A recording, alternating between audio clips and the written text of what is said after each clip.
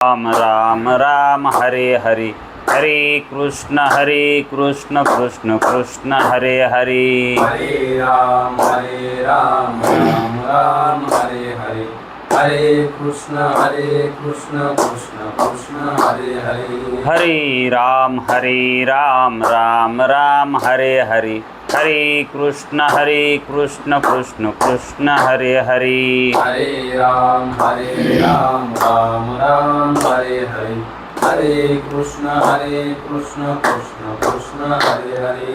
पुंडलिक वरदे हरि विठ्ठल, श्री गुरु ज्ञानदेव तुकाराम, पंढरीनाथ भगवान की जय। माऊली ज्ञानेश्वर महाराज की जय, जगद्गुरु तुकाराम महाराज की जय, ब्रह्मनिष्ठ गुरुवर्य रंगनाथ महाराज की जय। श्री विनायकं गुरुर्नौमि साखरे नाम विस्मृतं, येषां चरणसान्निध्यात् जीवा मुक्ता भवन्ति। साखरे वंशविख्यातं ज्ञानदानपरायणं, विनायकं गुरुर्वन्दे भवबन्धविमुक्तये। श्रीरङ्गनाथं गुरुराजवर्यं, मुमुक्षूणां ज्ञानदानैकदक्षं, प्रभावते क्षेत्रनिवासिनं नमामि वेदान्तविदां वरिष्ठं। पुण्डलीकवरदे हरिविठ्ठल। श्री गुरु ज्ञानदेव पंढरीनाथ भगवान की जय। माऊली ज्ञानेश्वर महाराज की जय। जो आनंद सत्य प्रकाश, विभो आणि आधार नाम रूपास, बुद्धी न जाणे आणि जाणे ही त्यास, तो अपार शुद्ध परमात्मा मीच असे, माझे अपार स्वरूप समुद्रावरती, जणू तरंग ब्रह्मा विष्णू महेश गणपती, सूर्य चंद्र वरुण यममिरविती, देवी कुबेर ही तैसेची, जो सर्वज्ञ आणि दयाघन, मुनी हृदयी ज्याचे करीती ज्ञान, त्याचे बुद्धी उपाधी करुण, मिथ्या भान मजची माझी होतसे, ज्याच्या अज्ञाने भाषे जगत, जसा दोरीवरी सर्प दिसत, परी दोही ठाईना सर्प जगत, हे स्वतंत्र आणि स्वयं ब्रह्म मीची असे, पुण्य पुरुषी सदैव निष्काम, बोध प्राप्ती कारणे भजावा राम, तो मीची आहे आत्माप्त काम, तरी नमन कवना करावे म्या, जयांचे केलिया स्मरण, सकळ विद्येचे होय अधिकरण, हेची वंदो श्रीचरण श्री गुरूंचे, ते नमस्कारोनी आता।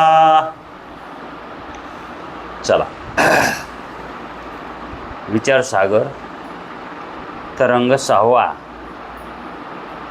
परिच्छेद 61वा, वैयाकरणीचे मत व त्यांचे खंडन। वैयाकरणी, ज्याची करणी वायारूप आहे, ज्याचं करणं वाया जातं, ज्याचं मानणं वाया जातं, ज्याच्या मानण्यामध्ये काही कार्यकारणता लागत नाही, त्याला म्हणतात वैयाकरणी। आणि हा वैयाकरणी या ठिकाणी त्याचं खंडन का घेतलं आहे, तर कारण ते वैयाकरणी बोलताना वेदांतासारखंच बोलतात, पण वेगळंच मानतात। म्हणजेच पंढरपूरला जायचं म्हणून निघतात, पण तिथं ते पोहोचतच नाही. दिंडीमध्ये वारकरी म्हणून दिसतात, पण ते वारकरी नसतात. मग ते कोण असतात? त्यालाच वैयाकरणी म्हणतात. ते कसे येतं? धड घरी नाही तर धड वारीत बी नाही तर. यालाच सजातीय दोष मानतात.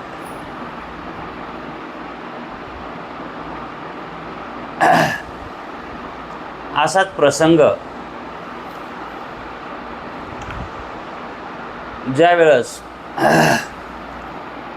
मुक्तीचे प्रकार सांगायचे असतात त्यावेळेस सलोकता मुक्ती, समीपता मुक्ती, स्वरूपता मुक्ती. स्वरूपता मुक्ती सांगता वेळेस रूप दोन्ही सारखं दिसतं. स्वरूप दोघांचे रूप सारखेच दिसतं, पण त्याच्यातलं एकच खरं असतं.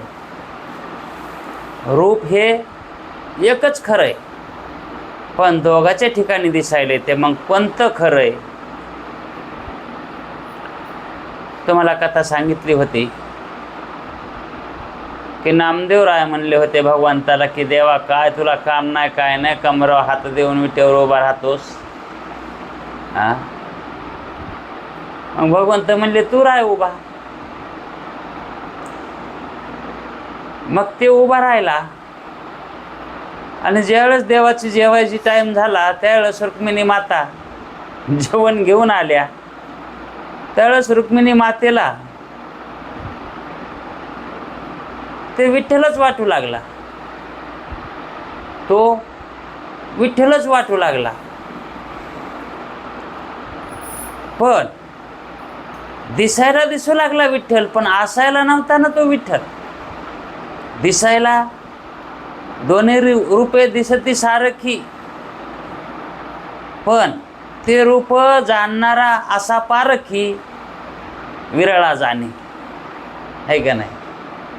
मग त्या ठिकाणी ते विठ्ठलाचीच सोंग घेऊन राहिला होता. तो काय खरं होतं का? सोंग होतं ना ते, पण ते सोंग रुक्मिणी मातेला ओळखू आलं नाही, आहे की नाही. पण त्याला दरदर घाम येऊ लागला, कारण जेवण वाढायच्या अगोदर रुक्मिणी माता पाया पडत होत्या विठ्ठलाच्या. मग त्या ठिकाणी ते बघत होता ना रोज. मग याला वाटलं आता माता आपल्या पाया पडायची म्हणल्यावर किती पाप व्हालंय हे. आणि रूप सोडा होतं तिथं, विठ्ठल नाहीत ना तिथं, आहे का नाही. म्हणजे तोच पाचरात पडला.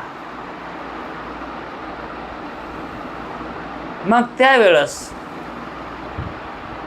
ती माता जेवायला बोलवायली, दर्शन घेण्यासाठी त्यांच्याकडे चालली.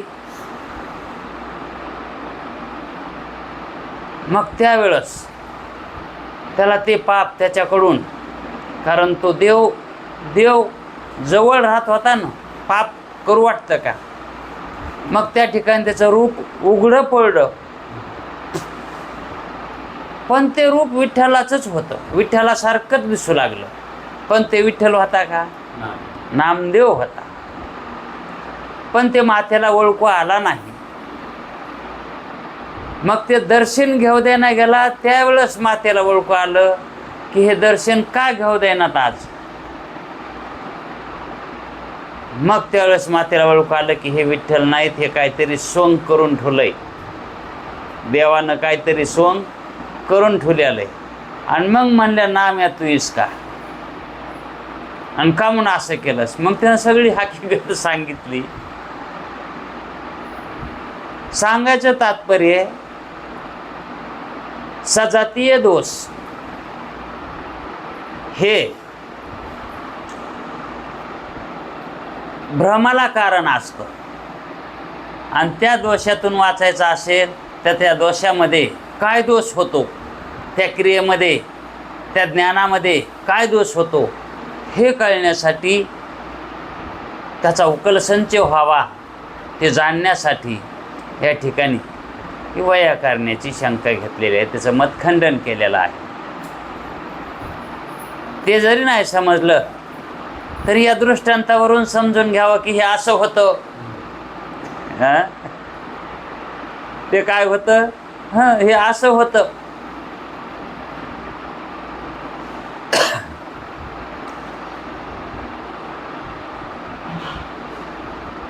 वैयाकरणीचे मत आणि खंडन. पदाचे ठिकाणी जी अर्थज्ञानाची हेतुता ती पदाचे ठिकाणी शक्ती आहे.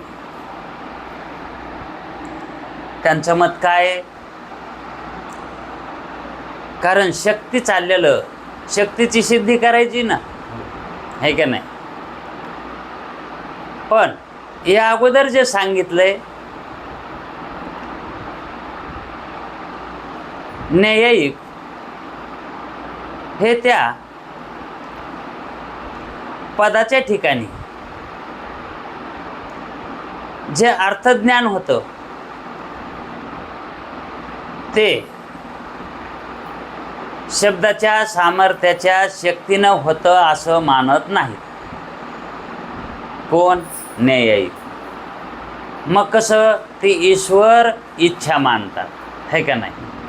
पण ईश्वर इच्छा तिथे मानायला जमत नाही, विरोध येतो. कारण ईश्वर इच्छा ही ईश्वराचा धर्म आहे.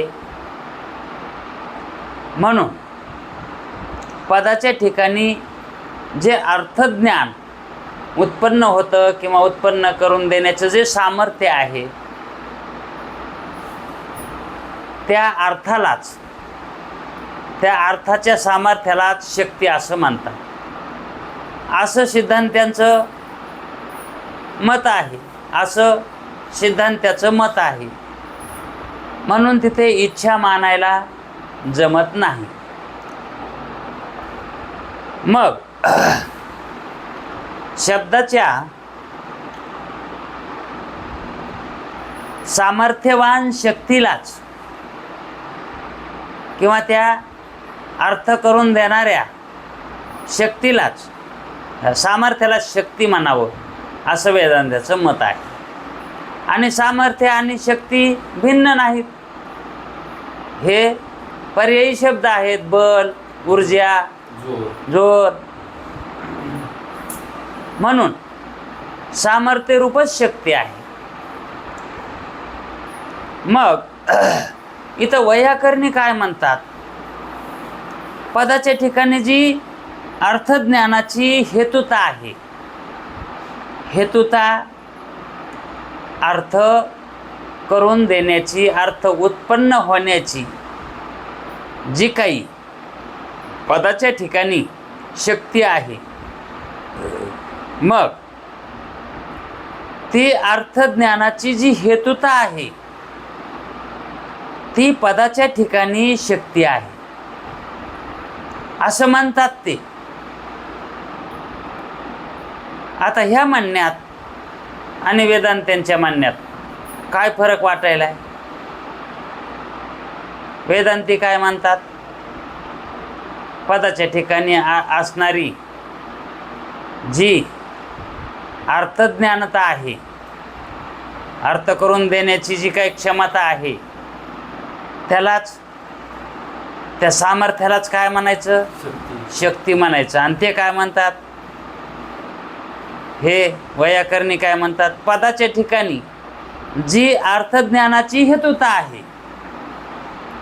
आता अर्थज्ञानाची हेतुता पदाच्याच ठिकाणी आहे ना. वेदांती तसंच मानतात आणि हे तसंच मानालीत. ती पदाच्या ठिकाणी शक्ती आहे. ती शक्ती कुठे आहे? पदाच्या ठिकाणी आहे का नाही? पण शक्ती हे भिन्न मानायले, शक्ती आणि तेही भिन्नच मानतात ना. आता दोघाचं तर तसंच दिसायले, आहे का नाही? सजातीयपणा दिसायला दोन्हीच्या ठिकाणी, सारखेपणा दिसायला आहे. जशी घट पदाच्या ठिकाणी कलशरूप अर्थज्ञानाची काय आहे? जनकता आहे. अर्थज्ञान. घट या शब्दाच्या ठिकाणी अर्थज्ञान काय होते? कलश, आहे का नाही? अर्थज्ञानाची जी योग्यता तीच शक्ती आहे. ती योग्यता, अर्थज्ञानाची योग्यता घटाच्या ठिकाणी. घट म्हणलं की कलशाचं ज्ञान होतच ना, आहे का नाही? मग ती जी त्या पदाच्या ठिकाणी योग्यता आहे कोणची? कलशरूप ज्ञान करून देण्याची तीच शक्ती आहे असे वैयाकरणी म्हणतात. हे झालं, त्यांनी सांगितलं आम्ही असं असं मानतो म्हणून. ठीक आहे, हे वेदांताने ऐकून घेतलं. हे त्यांचे मान्य शब्दावरून वरवरचं तर सारखं वाटायतलंय. मत तर वेदांतासारखंच वाटायले, परंतु एवढ्यावरून वेदांती सोडून देते आणि आपल्याच मताचा आहे असं मानतील का? का बरं तसं वेदांत्यांना शंका आली असत? हा तर कर्म उपासना करायला दिसायला आहे, हा पारमार्थिक आहे आणि परमात्मा व्यापक सांगायला आहे. आम्ही कसा मानतो? परमात्मा व्यापक मानतो. आणि आता तुम्ही कोठे चाललात असं विचारलं तर तो काय म्हणायला आहे? आम्ही पंढरपूरला विठोबाच्या दर्शनाला चाललो. हां, मग हा विठ्ठलाच्या दर्शनाला चाललाय आणि परमात्मा व्यापक मानायला आहे. मग त्याला इथं विठ्ठलाचं दर्शन नाही, व्यापक विठ्ठलाचं? याच्यामध्ये काहीतरी गोळ आहे का नाही? मग असं झाल्यावर त्याला काय विचारावं? तुम्ही व्यापक परमात्मा मानता आणि दर्शनासाठी पंढरपूरला चाललात असं विचारल्यावर नक्की काय आहे ते कळेल. हा तर बोलायला परमात्मा कसा आहे, पण क्रिया काय करायला आहे? संकुचिताची, आहे का नाही? मग आता याच्यातलं खरं कसं समजायचं? असाच विचार वेदांती या ठिकाणी त्याला विचारतात. असे आता जे सांगितलं ते वैयाकरणीचं मत आहे आणि ते मत वेदांत्यासारखंच आहे. आणि शब्द अर्थावरून वेदांत्यांच्या प्रमाणेच हे त्यांचं मत वाटायले. परंतु स्पष्ट बोध होण्याकरता खरंच हे ह्या मताचे आहेत का ते असं विचारावं. काय विचारावं त्याला? तुमच्या मतात पदाच्या ठिकाणी सामर्थ्य आहे काय? तुमच्या मतामध्ये पदाच्या ठिकाणी सामर्थ्य आहे का? कारण पदाच्या ठिकाणी असणारी अर्थजनकता तीच शक्ती मानायलेत का नाही? त्या ठिकाणी जे ज्ञान उत्पन्न होतं तीच शक्ती मानायलेत का नाही ते? आणि वेदांतीही तेच मानते. तर मग यांनी काय विचारलं? तुम्ही पदाच्या ठिकाणी जी अर्थशक्ती मानायला, अर्थरूप ज्ञानरूप शक्ती तुम्ही मानायलात, तिच्या ठिकाणी सामर्थ्य आहे का? त्या पदाच्या ठिकाणी सामर्थ्य आहे का? आता पदाच्या ठिकाणी तर ते जर म्हणला, होय जर म्हणला, हो पदाच्या ठिकाणी सामर्थ्य आहे. तुमच्या मतात पदाच्या ठिकाणी सामर्थ्य आहे काय? आणि तो जर हो म्हणला तर काय समजायचं? कारण पदाच्या ठिकाणी सामर्थ्य,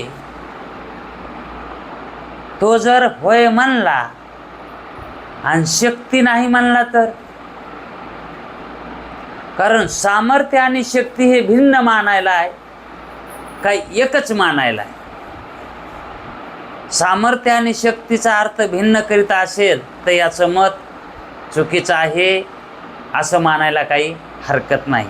म्हणून वेदांती म्हणतात तुम्ही जे पदाच्या ठिकाणी जे काय अर्थ करून देण्याची शक्ती आहे त्या पदाच्या ठिकाणी तुम्ही सामर्थ्य मानता का नाही, का भिन्न मानता? आणि तो जर होय म्हणेल पदाच्या ठिकाणी आम्ही सामर्थ्य मानतो तर आमच्या मताप्रमाणेच शक्तीची सिद्धी होईल. कारण वेदांती सामर्थ्य कुठे मानतात? शब्दाच्याच ठिकाणी. शब्दातच सामर्थ्य आहे ना. सामर्थ्य शब्दाच्या ठिकाणी आहे ना. सामर्थ्यवान आहेत ना शब्द. मग त्या सामर्थ्यालाच त्या शब्दाच्या अर्थामध्ये जे सामर्थ्य आहे त्या सामर्थ्यालाच काय आहे? शक्ती मानतात. आणि ते शक्ती सामर्थ्यवान आहे. कारण ती सामर्थ्यवानच कशी आहे? शक्ती आहे ना, ती सामर्थ्यवानच आहे ना. ती तिच्या सामर्थ्य आहे ना अर्थज्ञान करून देण्याची. आणि ते कोठे आहे? शब्दामध्ये आहे. शब्दातल्याच अर्थाने. शब्दाने का नाही, शब्दातल्या अर्थाने जो अर्थबोध होतो ती शक्ती.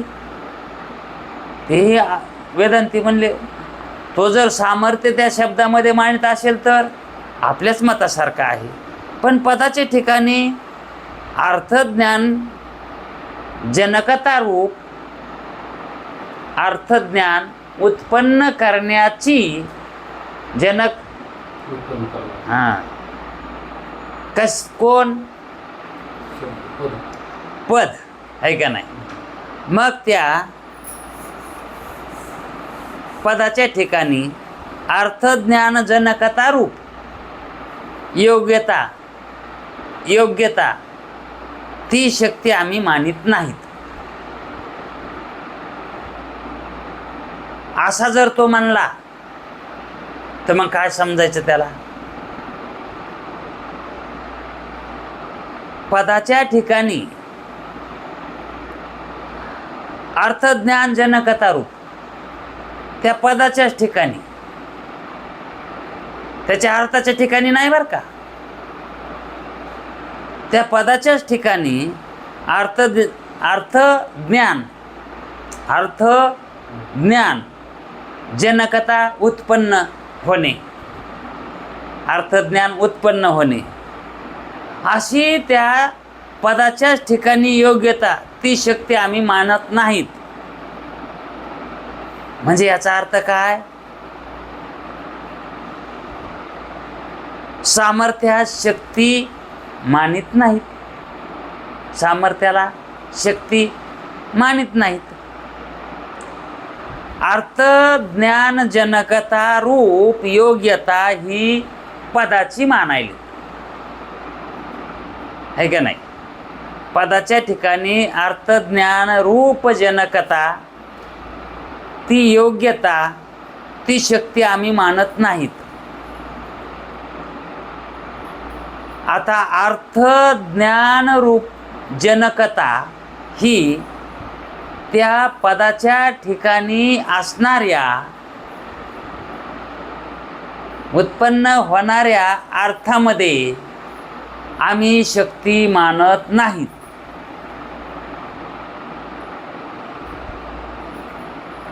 सामर्थ्या शक्ती मानित नाहीत.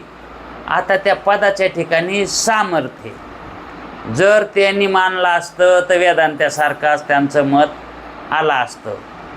आणि जर ते म्हणाले आम्ही त्याच्या ठिकाणी सामर्थ्य म्हणजे पदाच्या ठिकाणी आम्ही अर्थजनक रूप ज्ञान करून देण्याची ताकद नाही, योग्यता नाही, म्हणजे सामर्थ्य पदामध्ये नाही.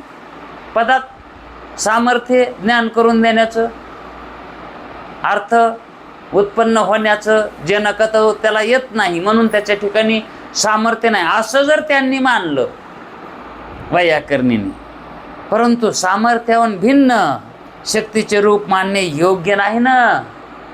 सामर्थ्याहून पदाच्या ठिकाणी सामर्थ्य मानायचं नाही. आणि अर्थजनकता रूप त्या ठिकाणी मानायचं. ते कोण्या हेतूनं मानायचं? सामर्थ्य नाही. आणि मग ते अर्थज्ञान उत्पन्न व्हायलंय कसं? अर्थरूपकता उत्पन्न कशी व्हायली? पदामध्ये सामर्थ्यच नाही. कशाचं अर्थ उत्पन्न करून द्यायचं? मग सामर्थ्य मानावं लागेल ना त्याच्यात. पदामध्ये सामर्थ्य नाही मानल्यावर अर्थ कसा उत्पन्न होईल? आणि जर तो म्हणले आम्ही त्या पदाच्या ठिकाणी सामर्थ्य मानतो, तर वेदांताच्या मताप्रमाणे त्यांचं मत योग्य होईल. आणि ते जर म्हणले आम्ही पदाच्या ठिकाणी अर्थजनकता रूप हे ज्ञान आम्ही ते सामर्थ्य त्या पदाच्या ठिकाणी मानित नाहीत, असं जर म्हणले, तर मग अर्थ उत्पन्न कसा व्हायला? कोण करायले ते अर्थ उत्पन्न? तिथं शक्ती कशी मानता येईल मग? असा त्यांनी वेदांत्यांनी विचार केला. कारण सामर्थ्य, बल, जोर, शक्ती ही एकच वस्तूची नाव आहेत. आणि हे तर सामर्थ्य शब्दाच्या ठिकाणी मानिनात. आणि सामर्थ्य नाही मानलं अर्थाची उत्पत्ती कशी होईल? तिथं त्या शब्दामध्ये सामर्थ्य मानावं लागेल ना.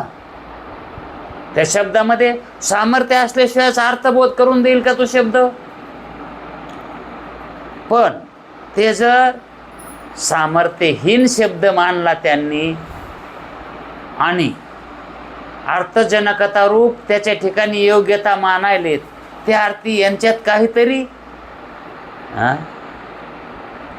एखाद्या वारकऱ्याला म्हणलं तुम्ही वारकरी संप्रदायात आहेत का? हो.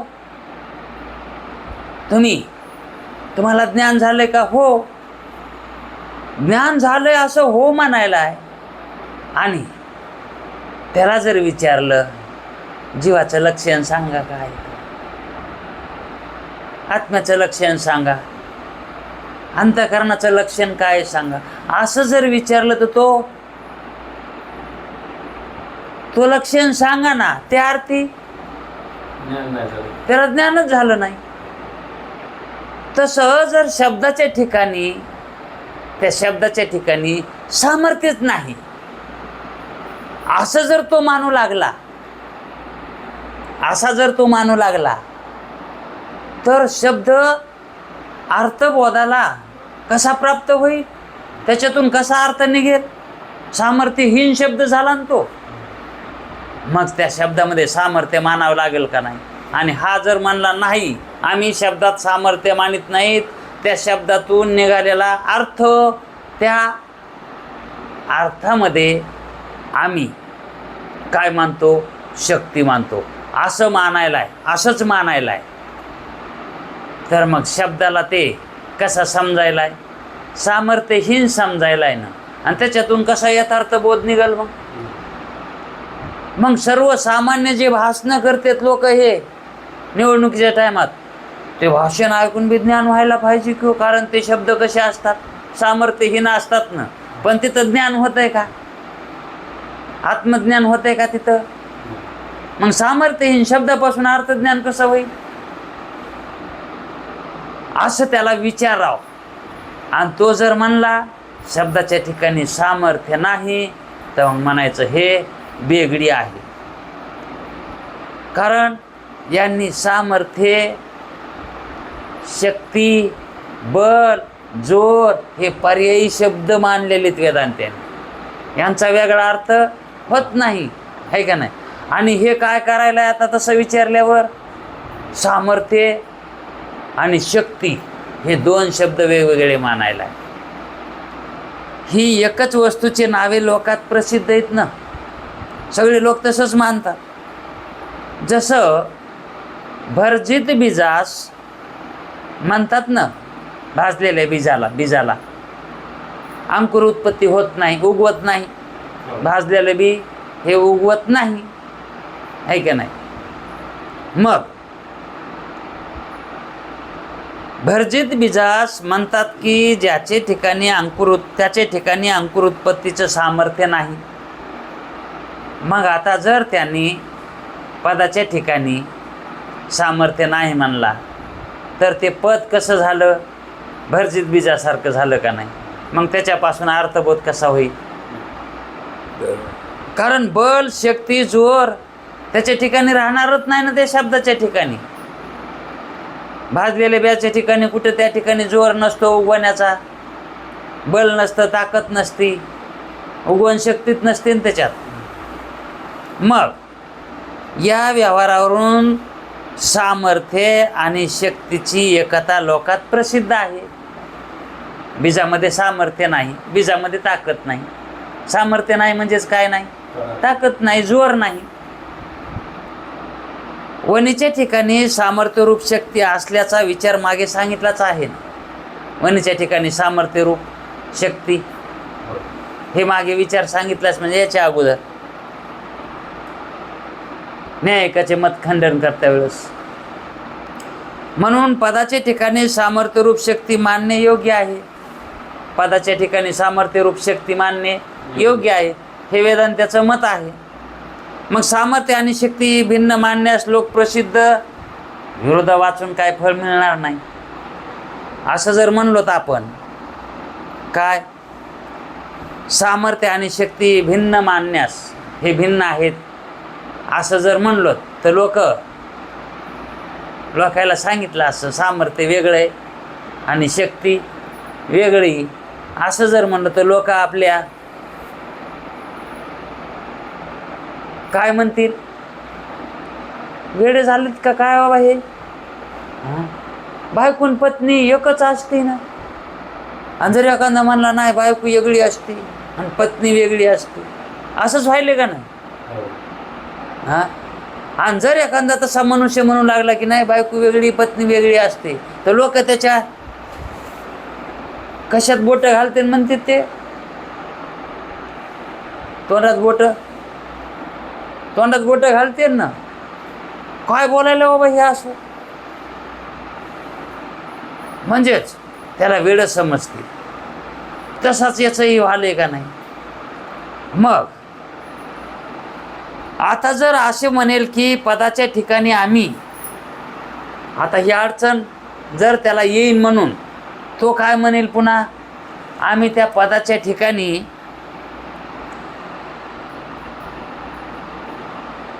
आम्ही सामर्थ्याचा अंगीकार करीत नाहीत.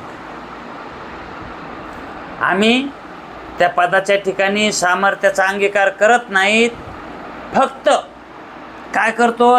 अर्थ ज्ञान जनकथा रूप योग्यतेशेच शक्ती मानतो.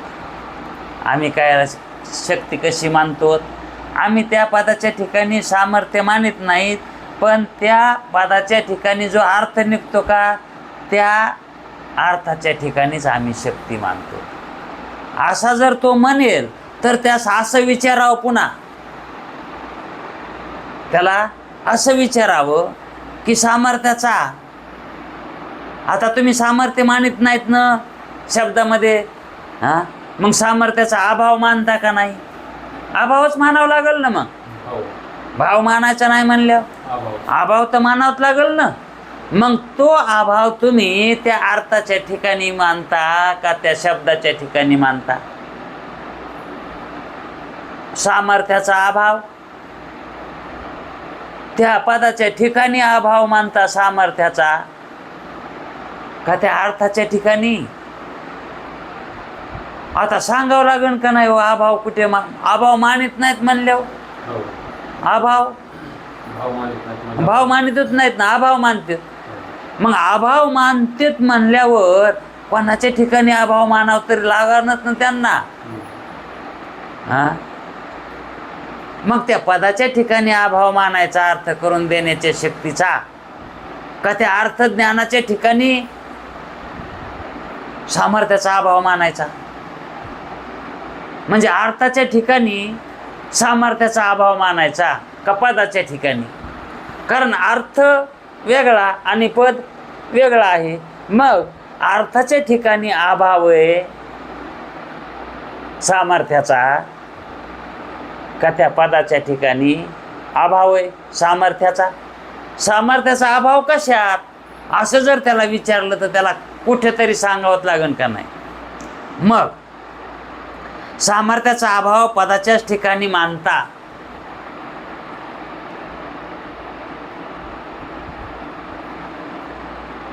तर त्यास असे विचारावं की सामर्थ्याचा अभाव पदाच्याच ठिकाणी मानता किंवा पदाचे जे अर्थ वन्याधिक त्याच्या ठिकाणी मानता. जर वन्याधिक अर्थाच्या ठिकाणी सामर्थ्याचा अभाव म्हणेल, अर्थाच्या ठिकाणी जर त्यांनी सामर्थ्याचा अभाव मानला अर्थाच्या ठिकाणी, तर वनीच्या ठिकाणी सामर्थ्यरूप, वनीच्या ठिकाणी सामर्थ्यरूप शक्तीचा अभाव होईल. तिथं शक्ती कशी उत्पन्न होईल? मग सामर्थ्यच नाही म्हणल्या वनीच्या ठिकाणी.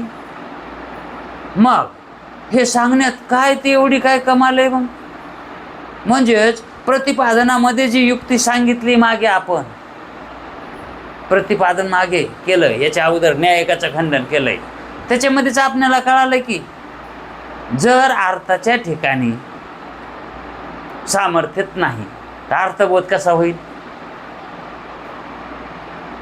जर अग्नीच्या ठिकाणी जी दाहकता आहे ती दाहकता जर ओल्या सरपणाला जाळू शकत नाही, तर मग त्या ठिकाणी सामर्थ्य कमी मानावं लागेल का नाही? है का नाही? आणि मग तसं यांच्या ठिकाणी हे शिकलोत की आधी. मग वनीच्या ठिकाणी सामर्थ्यरूप प्रतिपादनामध्ये सामर्थ्यरूप कुठं सांगितलंय? सामर्थ्य वनीच्या ठिकाणीच सांगितलंय ना. ते युक्ती सांगितली ना मागे, मग त्या युक्तीवरून, त्या युक्तीने हे म्हणणे खंडितच झाले. त्यांचं म्हणणं हे आपोआपच खंडित व्हायले, कारण अगोदरच आम्ही ती युक्ती सांगितली. मग त्यांना त्या अर्थाच्या ठिकाणी जी सामर्थ्यता अभाव सांगायचा जर असेल, सामर्थ्याचा अभाव जर अर्थाच्या ठिकाणी म्हणलं तर तो अर्थ योग्य होईल का? मग ते कारण त्या अर्थामध्ये सामर्थ्यच नाही म्हणल्यावर. आणि शब्दाच्या ठिकाणी जर सामर्थ्याचा अभाव म्हणलं तर म्हणजे ते ना काही बी जरी म्हणलं तरी बी त्याला काही योग्य उत्तर त्याचं होणार नाही. जर पदाच्या ठिकाणी सामर्थ्याचा अभाव म्हणाल, जर पदाच्या ठिकाणी सामर्थ्याचा अभाव म्हणाल, तर त्याविषयी जे पद आहे ते असमर्थ होईल ना. पद ते योग्य म्हणजे अर्थज्ञानास जनक आहे, अर्थज्ञानास जनक आहे हे म्हणणे असंगत आहे. ते पद अर्थज्ञान कसं करून देईल? कारण त्याच्या ठिकाणी सामर्थ्यच नाही ना. कारण पदास असमर्थ असे म्हणून अर्थज्ञानाचे जनक आहे असे म्हणणे म्हणजेच पदाच्या ठिकाणी सामर्थ्य नसताना असा अर्थ त्याच्यातून निघाला, योग्य तो अर्थ आहे हे म्हणणं कसं आहे? नपुसकाला 12 लेकरं झाली म्हणल्यासारखं आहे. कारण शब्दच कसा आहे? असमर्थ आहे. समर्थ आहे का? आणि त्याच्यातून कसा अर्थ निघेल? आणि ते म्हणतात शब्दाला आम्ही असमर्थ समजून त्याच्यामधून जो अर्थ निघतो तीच शक्ती आम्ही मानतो. आता हे बोलणं कसं झालंय? त्यांचं योग्य आहे का? सिद्धांताला लागायले का? नाही. मग असे मानण्याप्रमाणे हास्यास्पद होईल. असं जर मानलं तर हास्यास्पदच होईल की. सामर्थ्यसहिताचं नाव समर्थ असतं. सामर्थ्य सगट जे असतं ते समर्थ असतं ना. आणि ज्याच्या सामर्थ्य नाही, असामर्थ्य सगट असतं, त्याला समर्थ कसं म्हणावं? असमर्थ म्हणावं. मग सामर्थ्य सहिताचे नाव समर्थ आणि सामर्थ्य रहिताचे नाव असमर्थ. मग असमर्थाकडून काही कार्य होत नाहीत. मग अर्थज्ञानाचं कार्य कसं होईल? हे लोकांमध्ये प्रसिद्ध आहे, कोणालाही कळत आहे ना. या रीतीने अर्थ ज्ञान जनकता रूप योग्यता, अर्थ ज्ञान जनकता रूप योग्यता ती पदाच्या ठिकाणी शक्ती मानणे योग्य नाही. सामर्थ्य रूप शक्ती मानण्याचे योग्य आहे. अर्थ ज्ञान जनकता रूप योग्यता ती पदाचे ठिकाणी शक्ती मानणे. कोण्या पदाच्या ठिकाणी? अर्थ ज्ञान जनकता रूप ती पदाच्याच ठिकाणी मानायची, त्याच्या अर्थाच्या ठिकाणी नाही मानायची. त्याला काय मानायचं मग? त्याला शक्ती योग्य नाही, म्हणजे शक्ती मानणे योग्य नाही. म्हणून सामर्थ्य रूप शक्ती मानणे. जनकता ही पदाला द्यायची नाही. जनकता पदाच्या ठिकाणी जनक भाव, अर्थाचा जनक भाव त्या पदामध्ये नाही उत्पन्न होत. आता त्या शब्दाच्या ठिकाणी शब्द आहेत, शब्दाच्या ठिकाणी त्या अक्षर आहेत, है का नाही? मग त्या अक्षरानं शब्द बनलेला आहे, है का नाही? आणि त्या शब्दामध्ये एखादा वाक्यामध्ये शब्द आहे आणि त्या शब्दामध्ये काय आहे? अर्थ आहे, है का नाही? त्याच्यातला अर्थ तो शब्द त्या ठिकाणी त्याचा जनक होतो का ते शब्द ज्या अंतःकरणामध्ये प्राप्त व्हायलेत तिथं तो अर्थ उत्पन्न होतो. त्या शब्दाचा अर्थ त्या शब्दामध्ये असतो, म्हणजे जनकता त्या शब्दात आहे. अर्थाची जनकता त्या शब्दात आहे का वाचणाऱ्याच्या अंतःकरणात आहे? आणि तो वैयाकरणी जनकता कुठं मानायला आहे? पदार्थात मानायला लागला. आणि पद कसा मानायला आहे? असमर्थ रूप मानायला. सामर्थ्य मानायला आहे का ते पद? मग त्यानं सामर्थ्य तरी मानावं, त्यानं ते पदवी सामर्थ्यवान मानिना झाला, आहे का नाही? पण अर्थरूपता त्या शब्दातच मानायला आहे. आता तसं कसं होईल? यासाठी एक उदाहरण घ्या. एखाद्या निपुत्रिकाच्या घरी आपण जावं आणि त्याच्या घरी एक मुलगा असावा आणि तो एक मुलगा एक तो निपुत्रिक एक. आणि मग तिथं गेल्याच्या नंतर चहा पाणी होताना म्हणावं तुम्हाला काय मुलं बाळ? मग तो काय म्हणतो? नाही, आम्हाला काही मुलं बाळ नाही. हा, मग तो दिसालेला मुलगा कोणाचा आहे? हा दिसालेला मुलगा कोणाचा? असं जर विचारलं तर त्यानं म्हणावं माझाच. हा, त्यानं म्हणावा माझाच मुलगा आहे. आणि त्याला विचारलं तर तो म्हणतो मी निपुत्रिक आहे आणि तो मुलगा माझा आहे. आता ह्या म्हणण्यामध्ये काय अर्थ आहे? अहो, तुमच्यामध्ये पुत्र उत्पत्तीचं सामर्थ्य तुम्ही नाही म्हणायलात ना.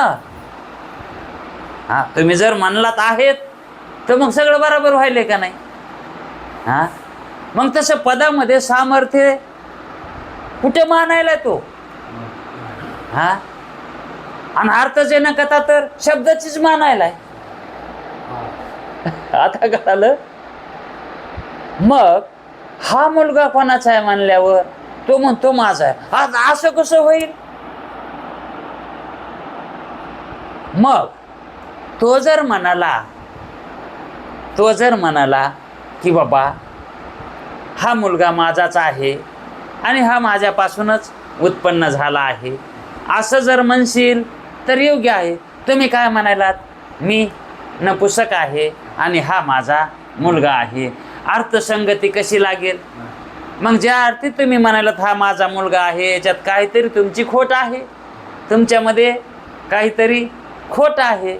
मग याच्यावरून त्याचं वाक्य, त्याचं बोलणं हे सिद्धांतांच्या विरुद्ध येणार आहे का नाही?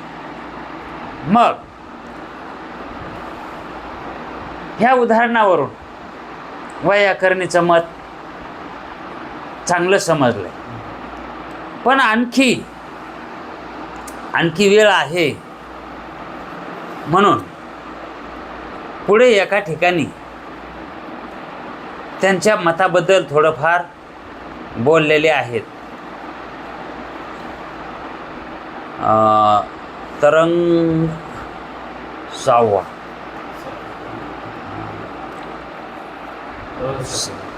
रहस्यामध्ये असंही सांगता येतं ते.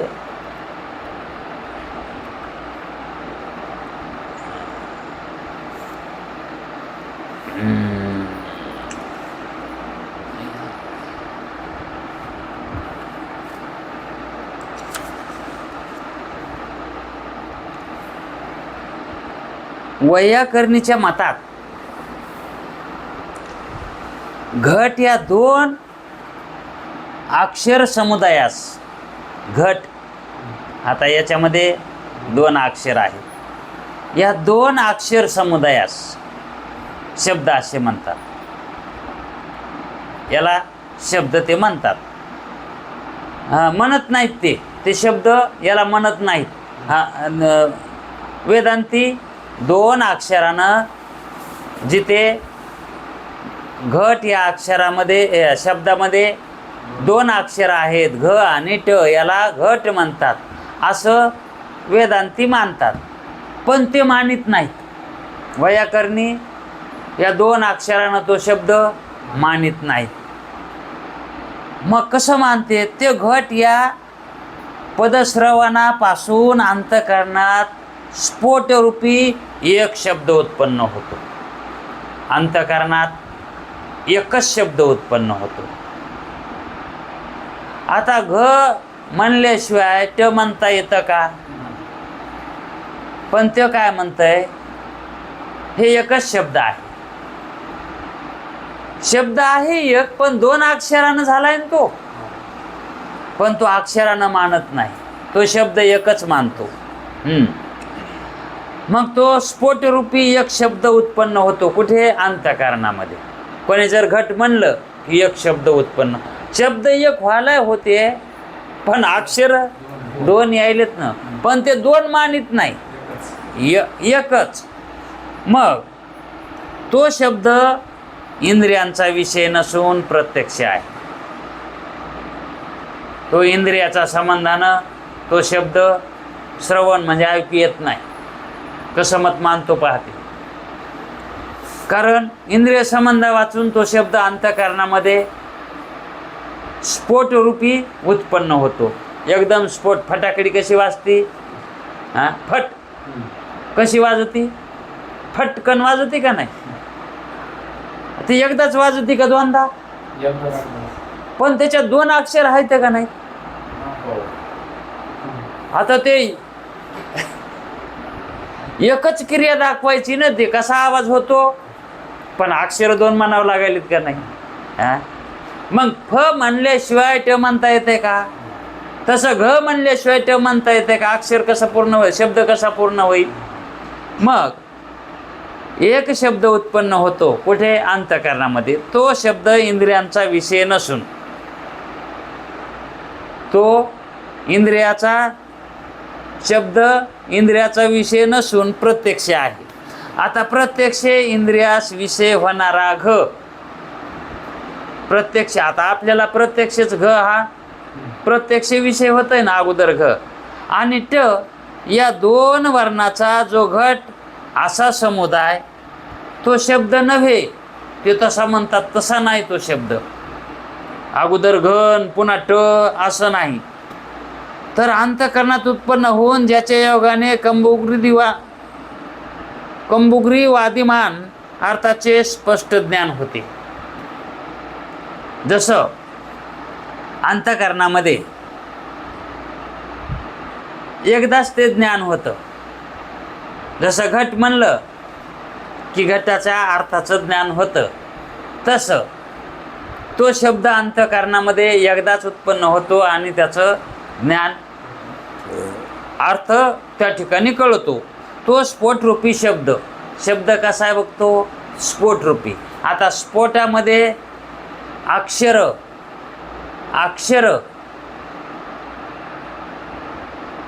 तिथं अक्षर म्हणायला जाताना 2 म्हणावं लागतात. तेव्हा स्फोट हा अर्थबोधक वाक्य निघत आहे. म्हणजे अर्थबोधक त्या ठिकाणी अर्थ काय निघायला आहे, ज्ञान काय उत्पन्न व्हायले. स्फोट म्हणजे आवाज आहे का नाही, फटदिशी असा आवाज व्हायला का नाही. पण 2 अक्षरं उच्चारल्याशिवाय त्या आवाजाचं वर्णन करता आले का? वर्णन करण्यासाठी 2 अक्षरं बोलावेत लागायलेत. मग तो काय म्हणतो, अंतःकरणामध्ये तो एकच आवाज उत्पन्न होतो. तो स्फोटरूपी शब्द असून त्याच्या ठिकाणी अर्थज्ञान जनकत्व आहे. त्याच्यामध्येच त्या आवाजामध्येच अर्थजनकत्व ज्ञान आहे म्हणतो तो. जर घट या वर्णसमुदायारूप शब्दापासून, म्हणजे घट हे 2 अक्षरानं बनलेला शब्द आहे, मग त्या समुदायापासून त्या शब्दापासून अर्थाचे ज्ञान होते असे जर मानले तर त्या अर्थाचे ज्ञान घ पासून किंवा ट पासून होते. आता तुम्ही तर म्हणताना एकदाच तो एकच शब्द आम्ही मानतो. मग सुरुवात कशापासून आहे, घ पासून आहे, घट. मग वेदांती म्हणतात जर तसं तुमच्या म्हणण्याप्रमाणे जर आम्ही मानलं तर ते अर्थाचे ज्ञान जे व्हायला लागले, घट या अर्थाचं ज्ञान ते घपासून व्हायले, कटेपासून व्हायले. घ पासून म्हणावे तर पुढील ट शब्दाचा काय उपयोगच व्हाय नाही. मग घट या शब्दामध्ये ट शब्द का घातलाय, त्याचा काही उपयोगच नाही. तर मग पुढील वर्णास व्यर्थत्व येईल. दोन्ही वर्णोच्चारापासून झाले म्हणावे. जर ज्ञान दोन्ही वर्ण उच्चारानं जर झाले म्हणावे तर वर्णाचा क्रम असल्यामुळे दोन्ही वर्णाचे एकदम उच्चारण होणे शक्य नाही. आता दोन्ही अक्षर एकदाच कसे म्हणता येते ना? मग दोन्ही जर एकदाच म्हणता आले असते तर मग त्या ठिकाणी स्फोटवाद मानायला काय हरकत नव्हता, है का नाही. पण तो काय म्हणतो, एकच अक्षर आहेत ते, है का नाही. मग अगोदर घ पासून होतं का ट पासून होतं का दोन्हीमध्येही होतं, दोन्हीनं होतं. मग दोन्ही तर संघ एकदा म्हणता येणे शक्य नाही. वगैरे कारणाकरता स्फोट मानणे अवश्य आहे का नाही. या कारणाकरता स्फोट मानणे अवश्य आहे. आणि जर समजा असे त्यांचे मत आहे तर याच्या उलट त्यास असे विचारले की तुमचा स्फोट घ पासून उत्पन्न होतो का ट पासून होतो. स्फोट तुमचा जो होतो, स्फोटवाद आहे तुमचा, अंतःकरणामध्ये एकच तुम्ही त्या ठिकाणी शब्द मानता का नाही. मग अगोदर घ पासून तो उत्पन्न होतो अर्थ का ट पासून होतो घट या शब्दाचा अर्थ. तर मग ते ट पासून उत्पन्न होतो तर किंवा दोन्ही अक्षरापासून उत्पन्न होतो, तर त्यांनाही याचे उत्तर देता येणार नाही. कारण 2 अक्षरे एकदाच म्हणता येत नाहीत आणि ट पासून बी अर्थज्ञान होत नाही आणि घ पासून बी होत नाही, है का नाही. घट म्हणल्याशिवाय घटाचा अर्थ होत नाही. म्हणून स्फोटवाद त्यांचा खंडित आहे, त्यांचा स्फोटवाद खंडित आहे. त्यांना अडचण येते. आणि स्फोटरूपी शब्द नसून वर्ण समुदायाला शब्द मानावा असे भगवान शंकराचार्यांनी सुद्धा म्हटलेलं आहे, वर्ण समुदायाला शब्द असं म्हणावं. कारण वर्ण समुदायाला तो शब्द कुठं म्हणायला, वर्ण समुदायाला ते एकच शब्दच एकच मानायला आहे ना. पण वर्ण समुदायाला मिळून शब्द उत्पन्न होतो आणि त्या शब्दामध्ये अर्थ, ज्ञान, जनकत्व, अर्थ, ज्ञान, जनकत्व, रूप जी काही त्या ठिकाणी उत्पन्न होणारी शक्ती आहे किंवा सामर्थ्य रूप, त्या शब्दामध्ये जे सामर्थ्य आहे ते सामर्थ्य रूप शक्तीलाच शक्ती मानावी, आहे की नाही. मग शंकराचार्य सुद्धा काय म्हणतात की वर्ण समुदायाने शब्द उत्पन्न होतो आणि एक एक अक्षर एकदाच म्हणता येतं आणि त्या शब्दापासून अर्थाची उत्पत्ती, सामर्थ्य रूप शक्ती त्या ठिकाणी आहे त्या शब्दामध्ये, पदामध्ये. स्फोटरूपी शब्द नसून वर्ण समुदायालाच शब्द म्हणावा, म्हणजे स्फोट मानित नाहीत ते. मग भगवान उपवर्ष आचार्यांचे मत आहे. हे कोणाचं मत आहे? उपवर्ष नावाचे एक आचार्य. आणि ते आचार्य कोणाचे गुरु आहेत? व्याकरण ज्यांनी लिहिलं आहे पाणिनी, ते पाणिनीचे गुरु आहेत. कोण? उपवर्ष. आणि त्यांचं मत त्यांनी त्यांच्या ग्रंथामध्ये ह्या स्फोटवाद्यांचं खंडन चांगल्या प्रकारानं केलेलं आहे, अशी इथं माहिती दिलेली. उपवर्ष आचार्यांचे मत आहे, शिवाय जेव्हा वर्ण समुदायाच्या एका शब्दापासून अनेक अर्थाचे ज्ञान होते तेव्हा अनेक स्फोटाची कल्पना करण्यापेक्षा वेदांत्याप्रमाणे शक्ती मानण्यात किती चांगलं लाघव आहे, तसंच मानावं ना मग, याचा विचार त्यांनी त्यांच्या ग्रंथामध्ये सांगितलेला आहे. उपवर्ष नावाच्या आचार्यांनी. आता यामध्ये वेदाचं सुद्धा, शास्त्राचं, श्रुतीचं म्हणणं स्फोटवाद योग्य नाही, स्फोटवाद मानणे योग्य नाही. म्हणजेच एकाएकीच अर्थ होतो, एकदाच अर्थ होतो, एकदाच ज्ञान होतो. मस्तका हात ठेवला की ज्ञान झालं. तसा जर अर्थ घेतला तर याला स्फोटवाद मानावं लागतं, आहे का नाही. जगत होण्याला कार्यकारण भाव सांगायचाच नाही. ईश्वराची इच्छा जगत निर्मिती झाली, याला काय म्हणायचं? स्फोटवाद, आहे का नाही. मग मोगरा फुलला हे माऊलीचं जे काही काव्य आहे याच्यामध्ये स्फोटवाद मानायचा का? माऊली म्हणतात मोगरा फुलला, पण त्या ठिकाणी माऊलीला कार्यकारण भाव सांगायचा आहे का नाही. कारण पुढं काय म्हणतात ते, भारू कळी अशी आला, पुन्हा उत्पन्न कळी अशी, पहिला भार याचायला गेलो दुसरा भार लागायला, कार्यकारण भाव सांगायलेत त्या ठिकाणी, आहे का नाही. पण मोगरा फुलला म्हणजे जे आहे त्याची सिद्धी करून त्यांनी दिली आहे, कार्यकारण भाव मानून दिलेली आहे. तसं इथं न्यायिक आणि ह्या वैयाकरणी या दोघांचंही मत जे आहे ते वेदांत्याला मान्य नाही. म्हणून वेदांताचं मत शुद्ध आहे आणि तेच आपणाला हितावं आहे. म्हणून वेदांताच्या मतामध्येच आपण सहसा आचरणात राहावं, संपादन करण्यात राहावं. त्याच्यामध्येच आपल्याला सिद्धांताचं गूढ रहस्य समजेल. म्हणून या ठिकाणी वैयाकरणीच्या मताचं ही खंडन. उगं घ्यायचं म्हणून त्यांनी द्यायचं म्हणून दिलेलं आहे, ते स्फोटवाद सांगायचं आहे म्हणून. बाकी पुढचं आणखी भट्टाचं मत आहे एक, त्या भट्टाचं मत आपण उद्या पाहू.